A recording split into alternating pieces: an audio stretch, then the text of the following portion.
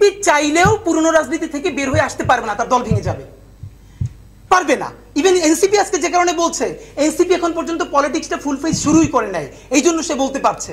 কিন্তু এটা তো সত্য কথা, আওয়ামী লীগের পুনর্বাসন ছাড়া এনসিপির পলিটিক্স দাঁড়াবে না।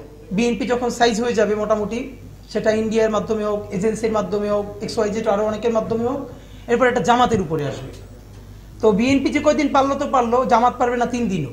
এরপরে চূড়ান্ত খেলাটা হবে এনসিপির সাথে। সম্ভবত এই জুলাই থেকে আগামী 6 মাস হোক, 1 বছর হোক, বাংলাদেশ প্রচণ্ড ক্রাইসিসের মধ্য দিয়ে যাবে, প্রচণ্ড।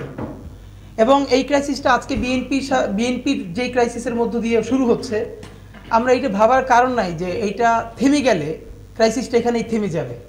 এইটা বিএনপির সাথে ঘটবে। এর কিছুদিন পরে বিএনপি যখন সাইজ হয়ে যাবে মোটামুটি, সেটা ইন্ডিয়ার মাধ্যমে হোক, এজেন্সির মাধ্যমে হোক, XYZ আরও অনেকের মাধ্যমে হোক, এরপর একটা জামাতের উপরে আসবে। তো বিএনপি যে কয়দিন পারলো তো পারলো, জামাত পারবে না 3 দিনও। এরপরে চূড়ান্ত খেলাটা হবে এনসিপির সাথে, এবং এনসিপি পারবেই না। তো ফ্যাক্ট হলো আমাদের দুটো লড়াই একসাথে করতে হবে। আমরা কোনো রাজনৈতিক দলকে এককভাবে এই দেশকে বর্গা দেই নাই। যারা আজকে বিএনপির বিরুদ্ধে বলছে তাদেরকে একটু ভাই মনে করাই দিয়েন, তারেক রহমানের কাছে সবার কিন্তু হাজিরা দেওয়া লাগবে। তো তখন আমি বললাম, ভাই এই কথার কারণেই আপনারা ডুববেন। শেখ হাসিনার কাছে এই দুনিয়ার সবার হাজিরা দেওয়া লাগে নাই। এই হাজিরা যে দেওয়া লাগবে এই কথার কারণেই তার এখন দিল্লিতে গিয়ে হাজিরা দেওয়া লাগতেছে।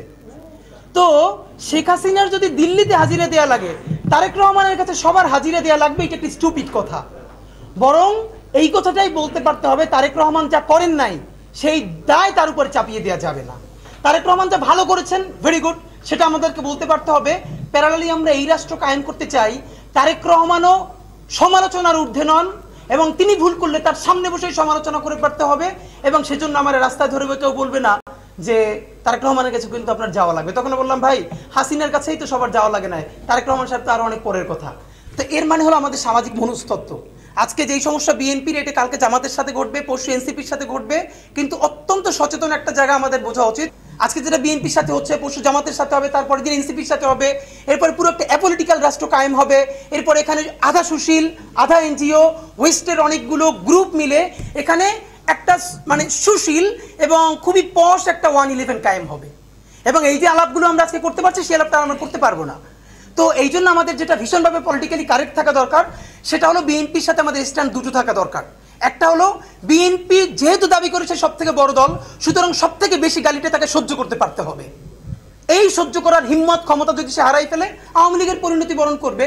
কিন্তু এর মানে এই না যে আমরা আজকে খুবই বাজে একটা কাজ হয়েছে, আমি জানি না এটা কারা করেছে, না বুঝে করেছে, এটা আমাদের জুনিয়রদেরকে বুঝাতে হবে। দেখলাম যে মিডফোর্ডের দিকে মনে হয় আমাদের আইডিয়াল কলেজের কিছু ছোট ভাইয়েরা গিয়ে সেখানে শহীদ জিয়ার ছবি অবমাননা করেছে। খুবই বাজে কাজ, এই অর্থে বাজে কাজ। এই জন্য আপনার মানে বিএনপির এজেন্ট বললে কোনো লাভ নাই। বাংলাদেশ শহীদ জিয়া বিএনপির একক অ্যাসেট না। ইভেন আমরা তো বেগম খালেদা জিয়াকেও বিএনপির একক অ্যাসেট বলি না। শহীদ জিয়া বাংলাদেশপন্থী রাজনীতির যে আইকনের জায়গা, সেটাকে যদি আপনি ধ্বংস হতে দেন, তাহলে বাংলাদেশপন্থী রাজনীতিতে দাঁড়াবে কিসের উপর?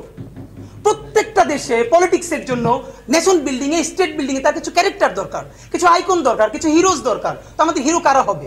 শহীদ জিয়ার মতো সৎ একটা ক্যারেক্টার গত 100-200 বছরে কি বাংলাদেশে এসছে? তো এটাকে আমরা জাতীয় সম্পদে রাখবো না?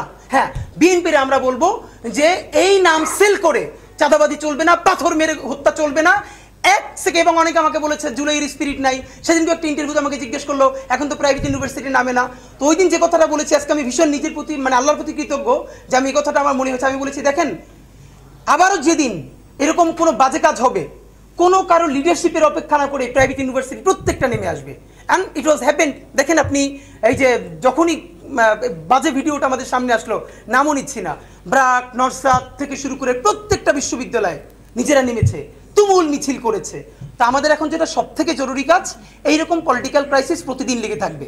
আজকে বিএনপি, কালকে জামাত, এনসিপি, এই সেই চলতে থাকবে, কিন্তু আমাদের ফোকাস হারানো চলবে না। দ্য ফোকাস ইজ জুলাইয়ের ঘোষণাপত্র এবং সেকেন্ড ফেজ জুলাইয়ের সনদ।